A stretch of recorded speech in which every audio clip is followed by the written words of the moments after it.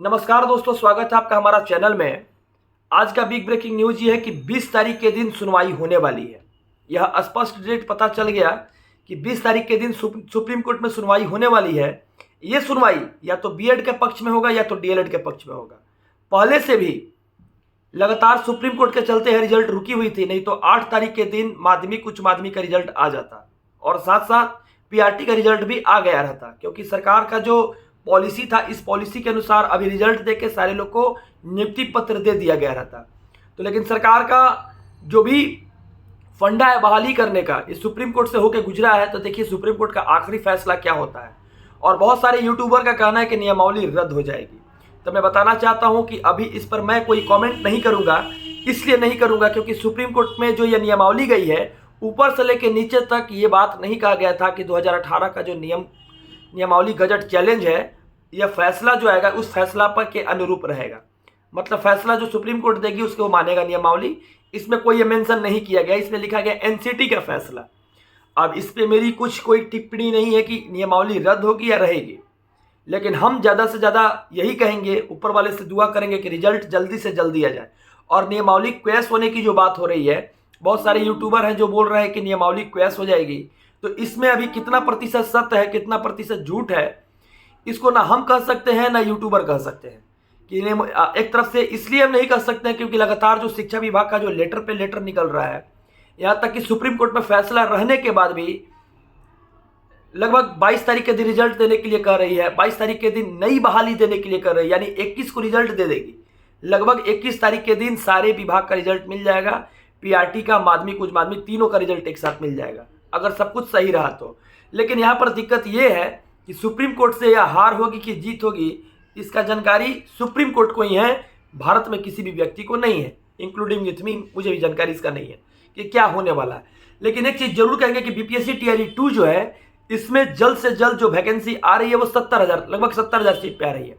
70,000 seat तो BPSC को भेजा जा रहा है, लेकिन इसमें जितने सारे कैंडिडेट इंप्लीमेंट नहीं कर पाए, मतलब बहाली में शामिल नहीं हो पाए, मतलब जिन लोगों को नियुक्ति पत्र नहीं मिल पाई, जो सीट खाली रह गया, उस सीट को भरने के लिए क्या करेगी बीपीएससी, इसको इंप्लीमेंट कर देगी, यानी जोड़ देगी। यानी 70,000 से लगभग 30,000 सीट भी जोड़ती है 1,76,000 में, तो लगभग 1 लाख से ऊपर सीट पर बहाली होने वाली है बीपीएससी टीआरई 2। तो बीपीएससी टीआरई 2 का बहाली जो है 1 लाख से ऊपर सीट पर होने वाली है। और साथ साथ इस 2 मंथ के बाद जो कार्यरत शिक्षक हैं उनको भी, विशिष्ट शिक्षक हैं, उनको भी एग्जामिनेशन के बाद उनको भी प्रोन्नति करने के लिए मौका मिल सकता है और ट्रांसफर होने के लिए मौका मिल सकता है। और साथ साथ यही नहीं है, बल्कि शिक्षा विभाग के द्वारा लगातार लेटर पे लेटर निकल रहा है और लगातार सरकार के द्वारा कहा भी जा रहा है, और 5% रिलैक्सेशन का चर्चा पेपर में किया गया है। आपको कम्युनिटी पोस्ट में डाल देंगे, अगर आप चैनल को नए सब्सक्राइब किए हैं तो सब्सक्राइब कीजिएगा, तो कम्युनिटी पोस्ट में जाकर देख लीजिएगा। वहाँ पर आपको ये चर्चा किया गया है कि रिलैक्सेशन देकर, छूट देकर अंक में शिक्षक बनाया जाएगा। तो आपको घबराने की जरूरत नहीं है। लगातार सारे जगह से मेहनत किया जा रहा है और नौकरी के लिए जो चीज करना पड़ेगा हम लोग करेंगे। बस आपकी समस्या हम कमेंट में देखेंगे कि कैसी समस्या है, उसके ऊपर मुझे जो लेटर देना होगा मैं जाकर लेटर भी दूंगा। और बात ये भी रहा, बहुत लोग का है सर कि फ्रीडम फाइटर में मेरा कितना में होगा, उर्दू में कितना में होगा, मेरा 10th में 9th-10th में एसएसटी से है, मेरा कितना कटअप आएगा। तो इसके लिए एक वीडियो बन जाएगी, ठीक है, इसके लिए वीडियो बना देंगे, क्योंकि सारे वीडियो को एनालिसिस करने के बाद ही ये वीडियो बनेगी। तो आप लोग घबराइए नहीं, उसका भी एक वीडियो बन जाएगा।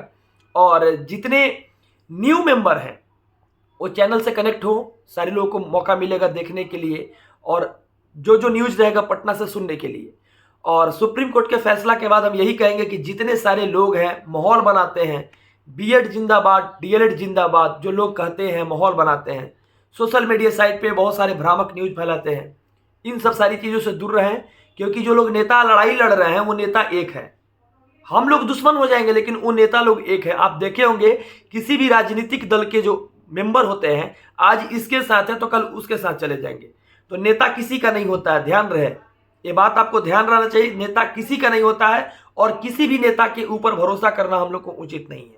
कोई भी रहे, अपना जो काम है वो काम करेंगे, सुप्रीम कोर्ट का जो काम है सुप्रीम कोर्ट करेगी, और सरकार का जो काम है सरकार करेगी, क्योंकि सरकार को ही बहाली देनी है, हमको आपको बहाली नहीं देनी है।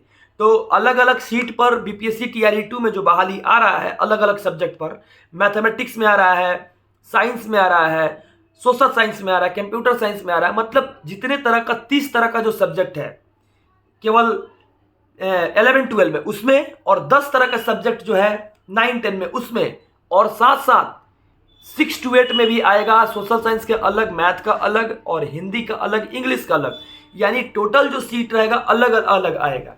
और आपको इसके अनुसार अगर बताएंगे कि जो लोग बहाली में भाग लेने वाले हैं, आप लोग चक्षु पब्लिकेशन के बुक से भी तैयारी कर सकते हैं। डिस्क्रिप्शन में उसका लिंक भी दिया हुआ है, और देखिए चक्षु पब्लिकेशन का बुक आ गया है। बिहार शिक्षक बहाली में पाठ्यक्रम का संपूर्ण कवरेज किया गया है इस बुक में। इस बुक के माध्यम से आप अपनी तैयारी को धारदार बना सकते हैं। एनसीईआरटी आधारित और बीटीवीसी आधारित इसमें सारी विषय वस्तु को दी गई है, और इस विषय वस्तु के माध्यम से हर एक चैप्टर को कवरेज किया गया है, नोट बना कर दिया गया है इस बुक में। अगर आप इस बुक को लेना चाहते हैं तो डिस्क्रिप्शन बॉक्स में दिया गया लिंक पर आप क्लिक करके इस बुक को खरीद सकते हैं। तो फिर आइए हम आगे बढ़ते हैं। टीआरई 2 के अंदर जितने सारे मेंबर्स हैं जो लोग इस बार भरेंगे, इसमें डीएलएड और बीएड दोनों कैंडिडेट अप्लाई कर सकते हैं। यानी जो आपका ग्रेजुएशन से जो सब्जेक्ट रहेगा वही आपका मेन सब्जेक्ट रहेगा उसमें तैयारी करने का। क्योंकि जो माध्यमिक उच्च माध्यमिक में जिस तरह से साइंस से आप ग्रेजुएशन किए हैं और किस पेपर से किए हैं, तो वहां पर आपका सेम पेपर उसी में रहेगा, क्वेश्चन उसी से पूछा जाएगा। और फॉर्म कैसे भरना है इसके लिए भी आगे बताया जाएगा, नोटिफिकेशन पे दिया हुआ रहेगा। साथ साथ आपको जो भी, हमको लगता है कि जो भी सब्जेक्ट में आप आएंगे फुलफिल होंगे, उसके अनुसार आप तैयारी स्टार्ट कर दीजिए। क्योंकि लगभग 50 दिन के बाद यह एग्जामिनेशन सरकार ले लेगी। तो 50 दिन के बाद जब एग्जामिनेशन ले लेगी तो आपको क्या करनी है कि जब 50 दिन के बाद एग्जामिनेशन ले लेगी तो तैयारी हमको पुरजोर तरीका से करनी है। यानी हमारे पास उतना समय नहीं है कि हम तैयारी करें और तेजी में तैयारी करने के साथ तेजी में हमको फिर से जॉब मिल जाए।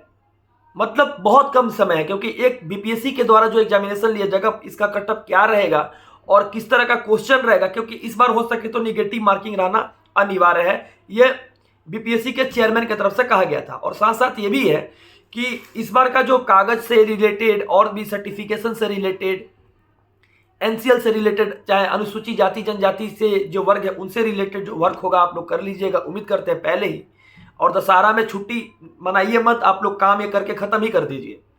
और लास्ट में ये भी कहेंगे कि जो लोग नए हैं आप लोग, आपको भी मौका देगी, अपेयरिंग वाले को भी मौका देगी, क्योंकि पीछे वाले लोग को मौका दी थी। आप देखे होंगे कि पीछे वाले जो अपेयरिंग कैंडिडेट थे, डीएलएड किए हैं जो 1 to 5 में या बीएड किए थे, तो उनको फॉर्म भरने के लिए सरकार मौका दी थी। लेकिन इसमें भी जो लोग अपेयरिंग कैंडिडेट होंगे, हो सके तो सीटेट पेपर 2 में सरकार उसको भी मौका देगी, क्योंकि पेपर 1 में दी थी। अगर इस प्रकार की मौका नहीं देती है तो फिर इसी बहाली को लेकर फिर फंसा भी नहीं दे कोई भी, इसलिए हम ज़्यादा इस पर टीका टिप्पणी नहीं करेंगे। तो सरकार एक बार दे चुकी है तो अगला बार भी अपेयरिंग वाले को भी मौका देगी। और महिलाओं के लिए, महिला सशक्तिकरण के लिए विशेष प्रकार की छूट भी सरकार देगी। इसलिए आप लोग महिलाएं जितने सारे लोग हैं, आप लोग पुरजोर तरीके से तैयारी स्टार्ट कर दीजिए। और तैयारी का माध्यम आपका होना चाहिए कि स्किल्ड एजुकेशन लीजिएगा तो हो जाएगा, स्किल्ड एजुकेशन लीजिए तो कंप्लीटली हो जाएगा। तो इसमें आपको यही सोचना है कि हमारी जो तैयारी होगी वो कैसे धारदार बनेगी और किस तरह से हम अपना तैयारी करें ताकि एक सीट पक्की हो। और ये भी कहेंगे जाते जाते लास्ट में कि जो लोग नए हैं चैनल पे, आप लोग चैनल को सब्सक्राइब कीजिए, इसलिए कीजिए ताकि खबर को मैं दे सकूं। और जो लोग नए हैं फेसबुक पेज से मेरे जुड़िए, फॉलो करके, ट्विटर पेज से फॉलो करके जुड़िए, वहां से मैं ट्वीट करूंगा। और आगे ट्विटर कैंपेन करना है डोमिसाइल नीति के लिए भी, और साथ साथ फेसबुक से भी जुड़िएगा तो आप लोग को और अनिवार्य फायदा रहेगा। धन्यवाद। जय हिंद, जय भारत। उम्मीद करते हैं आप जहां होंगे तहां खुश होंगे और व्यवस्थित होंगे।